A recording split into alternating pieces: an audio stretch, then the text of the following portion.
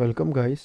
Last lecture में हमने देखा था वाटरफॉल मॉडल के बारे में। उसकी हमने डेफिनेशन को देखा था, एक डायग्राम को देखा था, एडवांटेजेस और डिसएडवांटेजेस को देखा था। आज की इस वीडियो सीरीज में हम बात करने जा रहे हैं वीवी मॉडल के। वीवी मॉडल असल में होता क्या है? वी फॉर वेरिफिकेशन बनता है और सेकंड जो वी है उससे बनता है वैलिडेशन। हम इसकी डेफिनेशन भी पढ़ेंगे। असल में कुछ जगहों पे आपको कहा जाएगा वीवी मॉडल क्या होता है, और बाजू का आपसे वेरिफिकेशन और वैलिडेशन मॉडल के बारे में भी पूछा जा सकता है, और आपसे इंडिविजुअल वेरिफिकेशन क्या होती है और वैलिडेशन क्या होती है ये क्वेश्चन भी किया जा सकता है। तो चलें आज शुरू करते हैं आज की सीरीज। सबसे पहले वीवी मॉडल की डेफिनेशंस को देखते हैं। It is an extension of the waterfall model. Instead of moving down in a linear way, the process steps are moved upward after the implementation and coding phase. यानी कि जब आपकी एक प्लानिंग से लेके कोडिंग तक एक सारे प्रोसेस कंप्लीट हो जाते हैं ना, तो टेस्टिंग फिर उसके बाद स्टार्ट की जाती है। जैसा कि आपको ये डायग्राम में भी नजर आ रहा होगा कि ये देखें, ये एक वी सा बन रहा है। तो ये जो लेफ्ट वाला आपका सारा सेक्शन है ना, ये आता है वेरिफिकेशन। वेरिफिकेशन जैसे नाम से पता लग रहा है कि किसी चीज़ को हम वेरीफाई कर रहे हैं। वेरीफाई मतलब कि इसमें हम चीज़ को डॉक्यूमेंट एडिट कर रहे हैं, हम इनके डॉक्यूमेंट्स को चेक कर रहे हैं, स्टैंडर्ड्स को चेक कर रहे हैं, कोडिंग के स्टैंडर्ड्स को चेक कर रहे हैं, एसआरएस डॉक्यूमेंट को स्टैंडर्ड्स के मुताबिक चेक कर रहे हैं। अगर कोई कंप्लाइंस है किसी रेगुलेटरी बॉडी और कोई डॉक्यूमेंट होना लाजमी है तो उसको हम देख रहे हैं। यानी कि इन छोटा आपकी सारी डॉक्यूमेंटेशन है, इसमें कोई ऐसी टेक्निकल चीज़ नहीं है, टेस्टिंग नहीं है किसी किस्म की भी, इसमें सिर्फ आप वेरिफिकेशन कर रहे होंगे। जो लेफ्ट साइड पे फेज है ना, उसके एंड पे आएगा कोडिंग। कि अब इस पॉइंट पे डेवलपर जोन से है ना, वो एप्लीकेशन को बनाना शुरू कर देंगे। जब एप्लीकेशन बन जाएगी तो उसके बाद ये इसका फ्लो जो यहाँ से नीचे की तरफ आया है वो अब ऊपर को जाना शुरू कर देगा, और उस सेक्शन को कहेंगे हम वैलिडेट।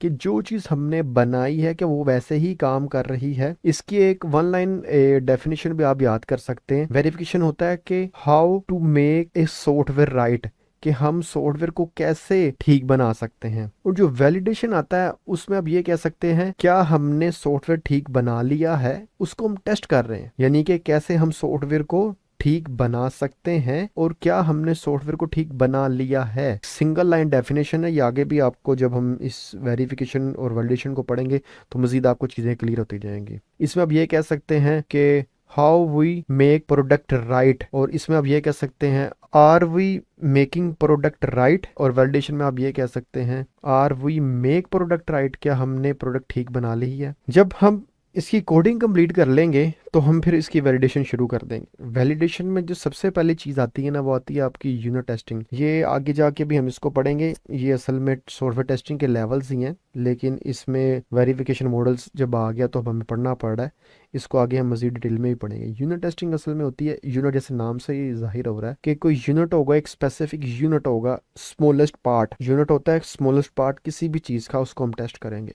अगर मैं एग्जांपल लूँ इसकी कैलकुलेटर की, तो कैलकुलेटर में हम डीमैथ्स को फॉलो करते हैं। तो डी फॉर डिवाइड बनता है, तो डी इटसेल्फ एक यूनिट है, मल्टीप्लिकेशन एक अलग यूनिट है, एडिशन एक अलग यूनिट है, सब्ट्रैक्शन एक अलग यूनिट। तो अगर हमने कैलकुलेटर का कोड बनाया तो यूनिट टेस्टिंग में क्या होगा कि हम सिर्फ इसका डिवाइड वाला जोन सा ना मॉड्यूल वो चेक करेंगे, दो वैल्यूज को डिवाइड करके देखेंगे और उसकी टेस्टिंग कर लेंगे। इंटीग्रेशन में क्या होगा कि हम इन सब मॉड्यूल्स को ना आपस में इंटीग्रेट करके चेक करेंगे। अब इसकी एग्जांपल हम ये ले लेते हैं कि दो वैल्यूज को हमने डिवाइड किया, 8/2 किया तो 4 आया। ये एक मॉड्यूल की टेस्टिंग होगी। अब वो जो 4 आया ना, उसको हम मल्टीप्लाई बाय 3 करके दूसरा मॉड्यूल चेक कर लेंगे और चेक करेंगे कि हमारा 12 आंसर आता है कि नहीं आता। तो इस तरह यह है कि दो मॉड्यूल्स को या आप यूनिट को कह लें कि जब हम उनको कंबाइन करके टेस्टिंग करेंगे वो इंटीग्रेशन टेस्टिंग आ जाएगी। जैसे नाम से ही जाहिर हो रहा है इंटीग्रेट, यानी कि कोई दो चीज़ें आपस में या दो से ज़्यादा चीज़ें इंटीग्रेट हो, इनकी हम टेस्टिंग कर रहे हैं। सिस्टम टेस्टिंग में आता है कि हमने ऑल ओवर पूरी एक ना एप्लीकेशन का ना बिहेवियर टेस्ट करना है। अब कैलकुलेटर के केस में हम divide, multiplication, add, subtraction, mod, square, everything zone C है ना उसकी वो चेक करेंगे। और as a QA zone C ना हमारी जो टेस्टिंग का लेवल होता है ना, वो सिस्टम टेस्टिंग होता है कि हम सिस्टम को चेक कर रहे होते हैं। यूजर एक्सेप्टेंस टेस्टिंग भी कहते हैं इसको। इसमें होता यह है कि ये हम कस्टमर के या क्लाइंट के इन्वायरमेंट में इसको सॉफ्टवेयर को डिप्लॉय कर देते हैं और वो इसकी टेस्टिंग करता है। और जो हमारे बिजनेस ओनर्स होते हैं या बिजनेस एनालिस्ट भी होते हैं, वो भी इसको टेस्टिंग कर सकते हैं कि जो इस प्लान वाले फेज में शामिल होंगे, इस प्लान वाले फेज में, कि जो चीज़ें लिखी थी एसआरएस में या बिजनेस रिक्वायरमेंट स्पेसिफिकेशन में उनमें जो चीज़ हमने लिखी थी क्या वाकई ही हमें वो चीज़ मिल रही है कि नहीं मिल रही। जैसे हमने लिखा था कि जैसे हमने HMIS की एग्जांपल ली थी कि hospital management system patient registration का फॉर्म बनाया उसमें, तो पेशेंट का पासपोर्ट नंबर, आधार कार्ड या CNSI नंबर होगा तो पेशेंट की रजिस्ट्रेशन हो सकेगी। तो वो as a business manager, business owner, business analyst वो भी इस चीज़ को टेस्ट कर सकते हैं इस लेवल पे। अब ये जो इन्वायरमेंट है ये कस्टमर के पास होगा तो उनकी मैनेजमेंट टीम भी इसको टेस्ट कर सकती। तो ये थी इसकी छोटी सी डायग्राम जिसको हमने देखा है। तो वेरिफिकेशन आ गया जिसमें हम डॉक्यूमेंटेशंस को देखेंगे, और वैलिडेशन में आ गया हम असल में चीज़ को टेस्ट करेंगे, उसकी फंक्शनैलिटी को चेक करेंगे, जो उसकी मेन फंक्शनैलिटी होगी वो हम वैलिडेशन में चेक। तो आए इसके एडवांटेजेस और डिसएडवांटेजेस को देखते हैं। एडवांटेजेस इसमें है simple and easy to use, के इसको यूज़ करना आसान है क्योंकि आप पहले एक प्रॉपर तरीके से चल रहे हैं जिसमें आपकी सारी डॉक्यूमेंटेशन होगी। कोडिंग के बाद आप उसकी टेस्टिंग शुरू कर देंगे from lower level to high level. Each phase has specific deliverables, ये वैसे ही है जैसे हमने ऊपर SDLC में या वाटरफॉल में पढ़ा था कि हर फेज का एक डिलीवरेबल्स होगा, यानी कि कोई डॉक्यूमेंट होगा या कोई आउटपुट होगी जो कि अगले फेज की इनपुट बनेगी। हायर चांस और success over waterfall model due to the development of test plans earlier on during the life cycle, के हम स्टार्ट में ही इसकी डिप्लॉयमेंट का जो है ना वो टेस्ट प्लान बनाना शुरू कर देते हैं। अब इसकी क्या वजह ये मैं आपको बताता हूँ।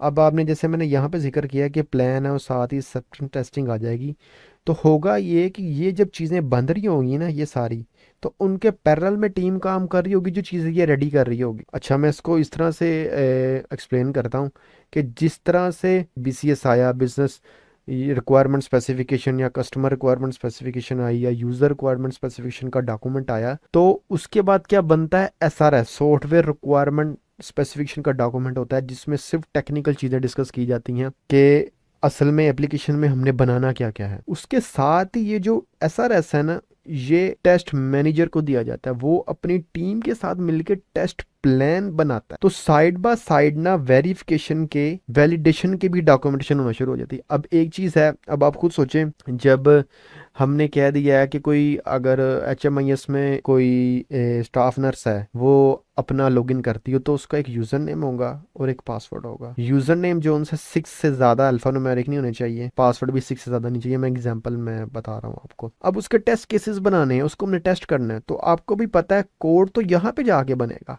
लेकिन हम उसका टेस्ट केसेस तो बना सकते हैं ना, टेस्ट सिनेरियो बना सकते हैं। टेस्ट सिनेरियो तो हमारे पास आ गया, टेस्ट केसेस उसके हम बना लेंगे कि 6 से ज़्यादा यूज़र नेम में अल्फ़ान्यूमेरिक नहीं आने चाहिए और पासवर्ड भी। उसके हम 5 से 6 टेस्ट केसेस बना लेंगे और उसको हम डॉक्यूमेंटेशन कर लेंगे, क्योंकि जब एप्लीकेशन आएगी तो हमने सिर्फ वो चीज़ें बस अप्लाई करनी होंगी, चीज़ें हमें पता लग गई हमने क्या क्या टेस्ट करना है। तो साइड बाय साइड ना इसकी ये डॉक्यूमेंटेशन भी होती जाएगी और साथ के साथ इसके टेक्निकल चीज़ें या टेस्ट की जो रिक्वायरमेंट है वो भी साथ के साथ पूरी होती जाएगी। तो उसका ये फायदा है। एक लेफ्ट शिफ्टिंग का भी कॉन्सेप्ट आता है, वो भी हम देखेंगे, वो भी इसी से रिलेटेड है कि जैसे ही इसकी वेरिफिकेशन हो रही होगी साथ ही वैलिडेशन का काम भी शुरू हो जाएगा। जैसा कि हमने पहले मॉडल्स में देखा था कि जब रिक्वायरमेंट आती है तो बाकी टीम कुछ नहीं कर रही होती, फिर जब एनालिसिस कर रहे होते हैं तो रिक्वायरमेंट वाली टीम फ्री हो जाती है, डिज़ाइन कोडिंग टेस्टिंग मेंटेनेंस वाले कुछ नहीं कर रहे होते क्योंकि उनके पास डिलीवरेबल्स नहीं होते। इस वजह से रेस्ट ऑफ द टीम जो उनसी ना वो कुछ नहीं कर रही होती। VV मॉडल का ये फायदा है कि जैसे ही आपकी प्लानिंग स्टार्ट होती है ना तो एक्सेप्टेंस टेस्टिंग का जोन है ना उसकी डॉक्यूमेंटेशन होना शुरू हो जाती है। सिस्टम डिज़ाइन के साथ सिस्टम टेस्टिंग की, आर्किटेक्चर डिज़ाइन के साथ इंटीग्रेशन की, मॉड्यूल डिज़ाइन के साथ यूनिट टेस्टिंग की। तो साइड बाय साइड आपके काम चल रहा होता है। हम ये नहीं कह सकते कि कोई इनमें से टीम किसी भी फेज में फ्री बैठी होगी। और इसका फ़ायदा क्या है, आपके रिसोर्सेज जो उनसे ना या कॉस्ट वो कम आ जाती है। अब जैसे एक प्रोजेक्ट वाटरफॉल में आप बनाते हैं तो वो 1 महीना ले जाएगा क्योंकि हर टीम 5-5 दिन लेके काम कर रही है, लेकिन इसमें यह है कि हो सकता है वो आपके 15 दिन में कंप्लीट हो जाए। क्यों? क्योंकि हर टीम पैरेलल में काम कर रही होगी, तो जो आपका कॉस्ट है, रिसोर्स है, वो भी आपका कम होगा। इसमें अगले इसका एडवांटेजेस देखते हैं। Works well for where requirements are easily understood. सारी बात है, जब रिक्वायरमेंट आपकी वेल होगी, वेल डिफाइन होगी, तो वो इजीली उसको हम डिज़ाइन भी कर सकते हैं। Verification and validation of the product in the earlier stages of product development, यानी कि चीज़ की वेरिफिकेशन और वैलिडेशन अर्लियर स्टेजेस में ही हो रही है। अर्लियर स्टेजेस का मतलब ये है कि हो सकता है कि आपने कोई इसमें से कस्टमर ने आपको टेस्ट सिनेरियो दे दिया या आपको कोई रिक्वायरमेंट दे दी कि ये चीज़ आपने बनानी है, तो आप उस पे टेस्टिंग का पहले ही सिनेरियो लगा के देख लेंगे यार इसमें ये चीज़ कम काम करेगी भी कि नहीं करेगी। तो इसका फ़ायदा ये है कि आपकी चीज़ें पहले ही टेस्ट हो जाएंगी, उनके जो मेजर सेक्शन है वो पहले ही टेस्ट हो जाएंगे। हालांकि कोडिंग बाद में हो रही है, लेकिन कुछ ऐसी चीज़ें होंगी जो कि आप पहले ही उसको टेस्ट केसेस वगैरह बना के रख लेंगे और आपको पता चल जाएगा कि इस चीज़ में थोड़ी सी मॉडिफिकेशन होनी चाहिए। तो ये इसका एक बहुत बड़ा एडवांटेजेस है। अगर डिसएडवांटेजेस को देखते हैं, assume that the requirement of a system can be frozen. इसका भी यही एक किस्म का ड्रॉबैक है कि रिक्वायरमेंट जब आपकी आएगी ना, तब ये भी सिस्टम को फ्रीज कर देता है। क्यों?